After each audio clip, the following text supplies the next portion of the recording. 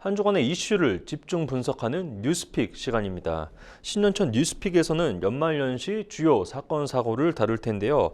첫 번째 소식은 전 국민이 안타까움 속에 지켜봤던 제주항공 추락 사건입니다. 탑승객 181명 중 생존자 2명을 제외한 179명이 모두 사망한 대참사였는데요. 이 참사 원인 중 하나로 지목되는 버드 스트라이크, 즉 조류 충돌 사고가 최근 6년간 무안국제공항에서 10건이나 발생했다고 하는데 조나리 기자 설명해 주시죠. 네, 그렇습니다. 6년간 10건이라고 하면 적은 수치 같은데요. 비행 운항 횟수 대비 발생 비율은 전국 14개 지방공항 가운데 가장 높은 수치입니다. 국토부가 발표한 공항별 조류 충돌 예방 활동 인력 현황을 보면 무안국제공항의 경우 4명이 배치됐습니다. 하지만 사고 당일 무안공항에 근무하고 있는 조류 충돌 예방 인력이 1명이었다는 보도가 나왔는데요. 네. 규정상 최소 2명 이상이어야 한다는 설명입니다. 정부는 이에 대해서도 조사를 진행할 방침입니다. 네, 그 버드 스트라이크 생각보다 많이 일어나고 있다 이렇게 얘기가 나오는데 어떻습니까? 예, 그렇습니다. 항공기는 1만 미터 이상 상공에서는 새와 충돌할 일이 없지만은 이륙 직후나 착륙 직전에는 발생 가능성이 높습니다. 네. 빠른 속도로 상승 또는 하강 중인 항공기가 몸무게 900g의 청동오리 한 마리와 충돌했을 때 순간 충격은 4.8톤에 달하는 것으로 알려졌는데요. 네. 특히 새가 엔진 속으로 빨려 들어가면 화재가 발생할 수 있고 대형 사고로도 이어질 수 있습니다. 네.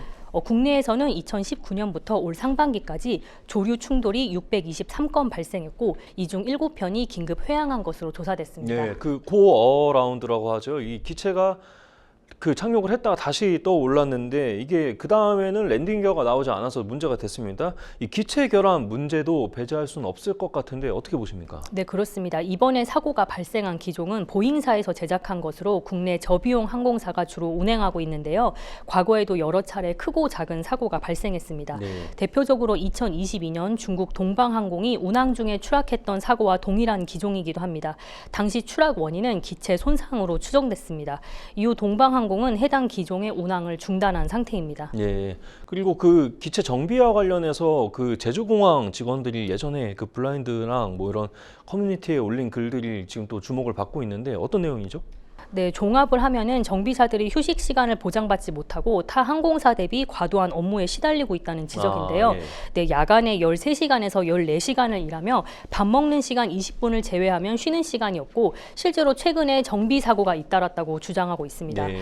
다만 통상 항공기 사고 조사는 수개월에서 길게는 수년까지도 걸리는데요. 네. 이번 사고 역시 정확한 사고 원인이 나오기까지 오랜 시간이 걸릴 것으로 전망되고 있습니다. 네, 안타까운 사고가 발생했는데 하루빨리 좀 해결이 됐으면 좋겠고요. 자, 다음 주목할 뉴스는 어떤 거죠? 네, 바로 10년 만에 역사 속으로 사라진 단통법 폐지 소식입니다. 네. 단통법 폐지 법률안은 지난달 26일 국회 본회의를 통과했는데요. 공포 6개월 후부터 시행됩니다. 네. 네, 단통법은 이동통신 시장의 투명성을 확보하고 소비자의 정보 격차에 따른 가격 차별을 막고자 도입됐습니다. 공시한 지원금 외에 추가 지원금은 금지했기 때문에 전국 어디서나 같은 기종의 같은 요금제의 경우 휴대폰 가격이 같도록 했는데요. 네. 하지만 이로 인해 단말기 가격이 비싸졌다는 소비자 불만이 10년 내내 끊이지 않았습니다. 네. 예, 실효성에 대한 의문도 계속 제기됐었는데요. 암암리의 불법 지원금 제공이 계속 끊이지 않았기 때문입니다. 네. 그럼에도 이동통신사는 지원금 규모가 줄면서 지난 10년간 영업이익이 상승했습니다. 결국 소비자 호생은 줄고 통신사만 이득을 안겨준다는 비판에 따라 지난해 법안 폐지가 본격적으로 논의되기 시작했습니다. 네, 그 법이 뭐 이제 제도가 도입됐어도 사각지대가 있을 수 있는데 이 부작용이 나올 수도 있는데 이런 거에 대해서는 어떻게 좀 대비를 하고 있습니까? 네, 그렇습니다. 해결할 과제도 물론 적지 않은데요. 단통법 도입 이전의 과도한 가격 차별과 과대 광고, 소비자 기만 행위가 증가할 수도 있다는 우려도 나옵니다. 네. 때문에 시행령을 통해서 이를 막아야 한다는 얘기가 나오고 있는데요. 또한 이 통사가 10년 전처럼 과도한 출혈 경쟁에 동참할지 여부도 사실 미지수입니다. 네. 통신업계는 지난해부터 통신비 절감 정책에 따라 저가 요금제를 이미 출시해 왔습니다. 네. 아울러 지금 국내는 물론 글로벌 이 통사들은 통신업보다는 이제 AI와 같은 새로운 사업에 많은 투자를 하고 있는데요. 예. 단통법이 폐지되더라도 예전처럼 많은 지원금을 내기 어렵다는 얘기가 나오고 있어 네. 실제 효과는 지켜봐야 할 것 같습니다. 네, 마지막으로 그 탄핵 정국에 대해서 좀 얘기를 해보겠습니다. 어떤 이슈가 또 주말에 있었죠? 네, 헌법재판소가 이제 3일 두 번째 변론 준비 기일을 열었는데요. 네. 앞서 첫 번째 변론 준비 기일에서 국회가 제시한 5가지 탄핵 사유를 4가지로 재정리했습니다. 네, 구체적으로 12.3 비상계엄 선포 행위, 계엄 포고령 1호 발표 행위, 군 경찰 동원 국회 방해 행위, 영장 없이 중앙선거관리위원회를 압수수색한 행위 등입니다.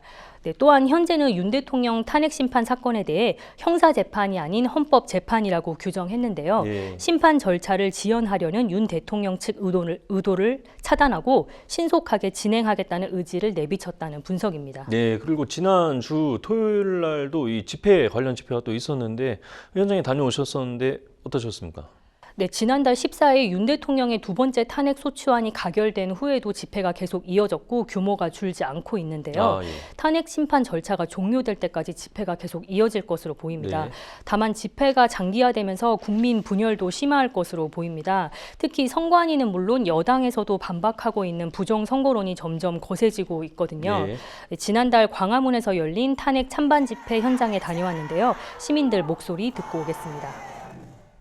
그러니까 도저히 상식적이지 않은 일들이 계속 반복되는 거를 참을 수가 없어서 나왔습니다. 그러니까 저는 항상 이제 상식적인 사람들이 비상식적인 사람들까지 배려를 하는 바람에 많은 손해를 보고 있다고 생각을 하거든요. 근데 지금의 일들은 그걸 아득히 뛰어넘는 일들이라 빨리 조속히 이제 올바른 방향으로 해결이 되었으면 좋겠습니다. 근데 저번에 탄핵이 가결돼가지고 이제 안 나올 줄 아는데 너무 막 한덕수 총리가 거부권 쓰고 탄핵이 가결 안 될 것 같아가지고 이건 좀 막 눈물이 나올 것 같아서 나왔습니다. 억울하게 지금 내란 수계로 몰려가지고 지금 핍박을 받고 있는 윤석열 대통령 탄핵을 반대하는 집회에 나왔습니다. 그리고 그 선관위의 그 무지막지한 부정선거, 4.15 부정선거부터요, 3.9 대통령 선거까지, 요번 2004년도 총선까지 모두가 부정선거입니다. 우리 국민들은 다 알고 있어요.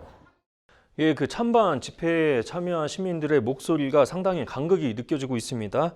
분열과 대립을 극복하고 화합의 시대를 이루는 새해가 됐으면 좋겠습니다. 뉴스픽 여기까지 듣겠습니다.